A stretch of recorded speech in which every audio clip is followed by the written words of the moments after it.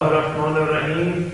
من امیرحسین شیرانی فرزند محمد به شماره شناسنامه 2428 متولد 1350 دارای مدرک کارشناسی و توسط یکی از اقوام به نام آقای مهندس احمد سلطانی که ریاست یک کارگاه مخفی اتمی را داشت به مدت 3 سال مشغول به کار شدم و در مدتی که من در این کارگاه مشغول به کار شدم متوجه شدم که این کارگاه برای غنیسازی اورانیوم که در ساخت سلاح‌های هسته‌ای به کار می‌رود ایجاد شده و این کارگاه از نظر تمامی سازمان‌های امنیتی مخفی بود. چه مسائلی در این کارگاه عنوان می‌شد؟ یا چه جلساتی در این کارگاه برگزار می‌شد؟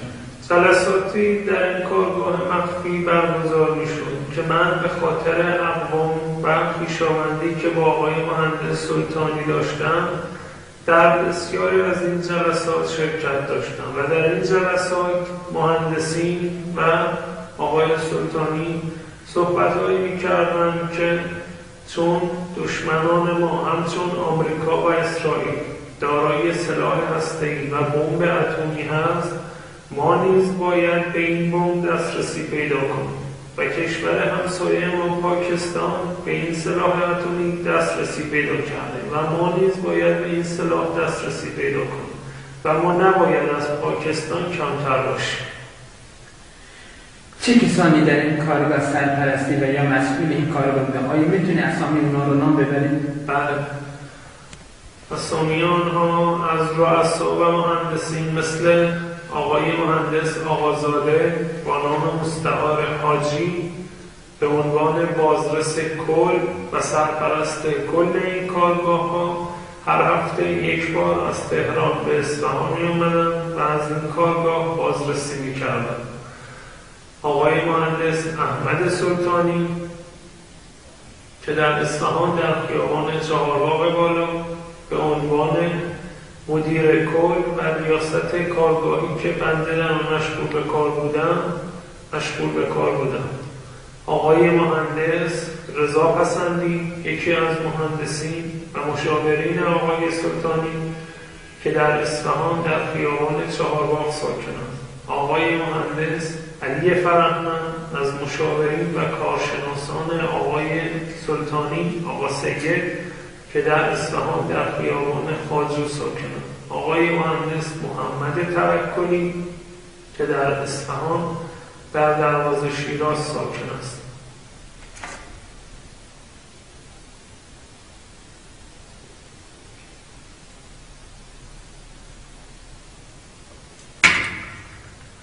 آقای مهندس قنبریان و آقای مهندس قاسمی که هر دو نفر این کارشناسان و مهندسی در یک واحد آپارتمانی در خیابان عباس‌آباد اصفهان ساکنند و آقای مهندس عادلی که در شمال شهر اصفهان در شاهنشهر ساکن است. چه تعداد افراد در این کارگاه ها مشغول به کار بودند؟ در این کارگاه ها به صورت 3 شیفت که هر شیفت حدوداً 50 نفر به طور مداوم و شبانه روزی برای غنیسازی اورانیوم مشغول به کار هستند. آدرس دقیق کارگاه؟ آدرس دقیق اصفهان 15 کیلومتری جنوب شرقی روبروی دهکده‌ای به نام بران شمالی. از چه ارگان‌ها و یا نهادهایی برای بازدید و بازرسی به کارگاه شما می‌آمدند؟ از چند ارگان مثل دفتر رهبری، نهاد ریاست جمهوری، وزارت اطلاعات کشوری و سپاه پاسداران. ایران مدعی شده که سلاح هسته‌ای من فقط به خاطر کار گرفتن در پزشکی و یا کشاورزی و یا دیگر کارهای صنعتی من استفاده می‌کنم.